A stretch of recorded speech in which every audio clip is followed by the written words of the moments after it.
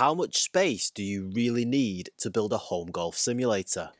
I'm about to explain what the ideal room dimensions are to build a golf simulator and how you can still build a golf sim in a very small room. And I'll also identify some common ways that you can actually gain more space in your room. Some of the most common places that golfers decide to build their golf simulators include garages, basements, spare rooms, or even building a specialist room just to house their simulator. My name's Mitch, and for the past 4 years I've owned a home golf simulator in my very small and compact UK garage, which has allowed me to work on my golf game and play famous courses like Augusta National and Pebble Beach. And it's actually a lot more affordable than you might think. So subscribe to my YouTube channel for all the information you'll need about how you can build your very own home golf simulator. You can build a golf simulator in any room, no matter what its size is, just as long as you can swing a golf club. Now, I managed to build an accurate working golf simulator in this very small garage here in the UK, and I did it on a budget as well. This room is very much below the recommended dimensions for a home golf simulator, at only 2.4 metres high, 2.4 metres wide, and about 5 metres long. And I know other golf simulator owners who have even smaller rooms than me, like Stephen, for example, whose room is only 3.8 metres long, it's 2.8 metres wide, and 2.9 metres high. The one caveat about my small golf simulator room, however, is that the longest club that I can swing without hitting the ceiling or the wall behind me is a 6-iron. So I can work on my mid-irons and my short game until the cows come home, but I can't practice with my driver or any of the longer clubs in my bag. Now, does this bother me? Well, yeah, a little bit. It didn't at first because I loved being able to play golf indoors at home, but as time has gone on, I do wish that I could swing all of the clubs in my bag. Driving accuracy is one part of my golf game that I'd love to be able to work on in here, but I can't. And when it comes to playing virtual courses, I have to play from the forward tees, which doesn't massively bother me, but it does bruise my ego a little bit.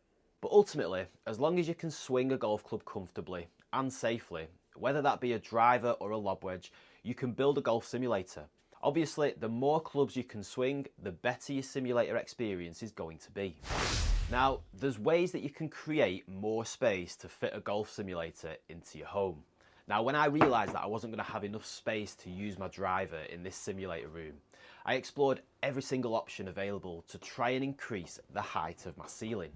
But what I wasn't aware of at this time was that no matter how high I raised the height of my space, I still wouldn't have been able to swing my driver. Now, I first looked into raising the height of the trusses in my ceiling. This is a common option for some people who don't have enough room height, as all you'll need is a structural engineer to advise if it's safe enough to do so, and a builder to carry out the work. But I've got a bedroom immediately above my garage, so that just wasn't an option for me. I also looked into digging out the floor of my garage, which is another common option for gaining more swing space. But this was going to be very messy and pretty expensive. Plus, I didn't want to just start digging out and making a mess in my brand new home. Anyway, like I said, even if I did gain more height in here, I still wouldn't have been able to swing my driver. And this is because I simply just don't have enough width in my room. Now, because my garage is only 2.5 metres wide, I'd hit the wall directly behind me when I was swinging my longer clubs. So I'm glad that I didn't start spending any money on increasing the height of this room, because it would have just been wasted. Now, my final option was to look into building a custom garden room just to house my golf simulator. Now, this is another popular option for golf simulator owners, but the problem here in the UK though is that if you want to build a garden room less than 2 metres from your boundary, then the maximum height that you can build your room to is 2.5 metres, which is only 10 centimetres taller than what I've got in here, and it still wouldn't have been enough to build a fully functioning golf simulator. Now again, you can dig down, which I know that a lot of people have done when building a garden room to gain the required height. But you've got to be careful of flooding, so make sure that you get some sort of damp-proof course installed to keep it dry. If you'd like a 5% discount on pretty much anything to do with golf simulators and even some golf training aids, then head over to Golf Swing Systems and use the discount code HANDICAP5. And if you're interested in building a DIY home golf simulator, check out my ebook, which I'll leave a link to in the description below this video. So, what is the perfect size room to build a golf simulator? Now, the simple answer is, the bigger the room, the better.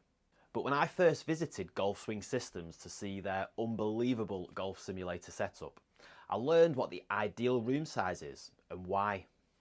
The main dimension that most simulator golfers worry about is the height. Now, this measurement can be different for different people. Basically, just because it depends on how tall you are, but also the steepness of your golf swing. Now, I'm a short ass at only 5'5", and my swing is actually quite shallow. Now, I'm currently in the process of building a brand new golf simulator room, and I can comfortably get away with swinging my driver in a 2.7 metre high space. But the recommended amount of height that you need in a golf simulator room is 3 metres or 10 feet. This should allow anyone to swing all of the clubs in their bag comfortably without any issues. Now, the next dimension is often overlooked as to how important it is, and that's the width. Your golf swing obviously arches around your back, so you're going to need enough clearance behind you to swing your clubs. And the longer the club, the more space you'll need. The very minimum amount of width in a room to be able to swing your driver comfortably is again 3 metres or 10 feet wide. Now, if you only have 3 metres, understand that it's very likely that you won't be hitting the ball from the centre of your room and into the centre of your impact screen. It's more likely that you'll be positioned slightly to the side of your room and you'll be hitting towards one side of your screen. Now, this is called an offset, and it isn't a problem at all because pretty much all golf simulator softwares allow you to adjust the centre line on the screen. However, the ideal room width recommended by the professional installers, so you're able to swing from the centre of your room and hit into the centre of your screen, for both left and right-handed golfers to be able to do this comfortably, is 4.5 metres wide. So far, your ideal dimensions are 3 metres of ceiling height and 4.5 metres of room width. Now, both can be a little bit less depending on the golfer, but understand that you might need an offset centre line if you've got less than 4.5 metres of width. The final dimension is of course the length or depth of your room. Now, this is vital to understand so that you don't waste any of your hard-earned money on buying the wrong type of launch monitor to power your golf sim. The professionals recommend that a minimum of 6 metres of room length is ideal, just so that you can accurately use any launch monitor on the market. But if you don't have 6 metres of length, do not worry, because you can still build a fully functioning golf simulator. Take Stephen's room for example. He's only got 3.8 metres of length, and my room has only got about 5 metres of length, yet both of ours still work perfectly well. But just how do you do that, Mitch? Well, to understand exactly how this is possible, watch this video that's on the screen right now, which will explain exactly how you can choose the right launch monitor for your golf simulator setup.